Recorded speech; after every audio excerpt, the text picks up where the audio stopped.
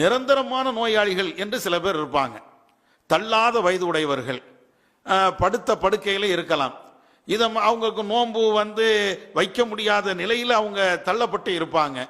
அவங்க குணமாகி இன்னொரு நாளில் நோன்பு வைக்கக்கூடிய நிலையிலையும் அவர்கள் இல்லை. இதை மாதிரி தள்ளாத வயது உள்ளவர்களாக இருந்தால் இவர்களுடைய நிலை என்ன? இவர்கள் மீது இறைவன் நோன்பை கடமையாக ஆக்கலை. யாருக்கு நோன்பு நோற்ப சக்தி இருக்கிறதோ அவர்களுக்கு தான் அல்லாஹ் அந்த நோன்பை கடமையாக ஆக்கியிருக்கிறான்.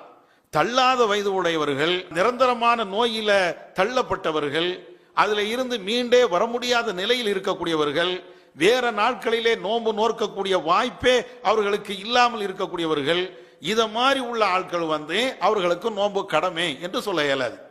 ஏன்? அல்லாஹ் எந்த கடமையா இருந்தாலும் யாருக்கு முடியுமோ அவர்களுக்கு தான் கடமையா ஆக்கியிருக்கிறான். யாருக்கு முடியாதோ, யாருக்கு அதை செயல்படுத்த இயலாதோ அவர்களுக்கு கடமை என்ற ஒரு பார்வை இஸ்லாத்தில் இருக்க முடியாது.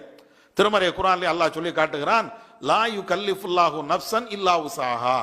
எந்த மனுஷனா இருந்தாலும் அவனுடைய சக்திக்கு மீறி அவனை நாம் சிரமப்படுத்த மாட்டோம் என்று இறைவன் தன்னுடைய திருமறை குர்ஆனிலே சொல்லி காட்டுகிறான். அப்ப இந்த வரிசையில ஒருவர் தீராத வியாதியில இருப்பார் என்றால், படுத்த படுக்கையில இருப்பார் என்றால், தள்ளாத வயதில் உள்ளவராக இருப்பார் என்றால் இவர்களுக்கு நோன்பு கடமை என்ற நிலையே இல்லை.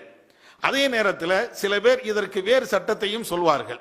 நாமும் கூட ஆரம்பத்தில் அந்த சட்டத்தை சொல்லியும் இருக்கிறோம். என்ன சட்டம்?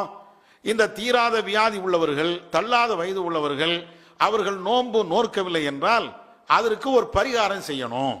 என்ன பரிகாரம்? ஒவ்வொரு நாளைக்கும் ஒரு ஏழைக்கு உணவாக தர்மம் கொடுத்துடணும்.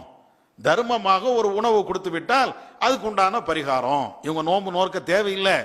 அதே நேரத்தில் அந்த நோன்புக்கு பரிகாரம் செய்ய வேண்டும் என்ற சட்டத்தை சில பேர் சொல்வார்கள். நாமளும் ஆரம்பத்தில் சொல்லியிருந்தோம்.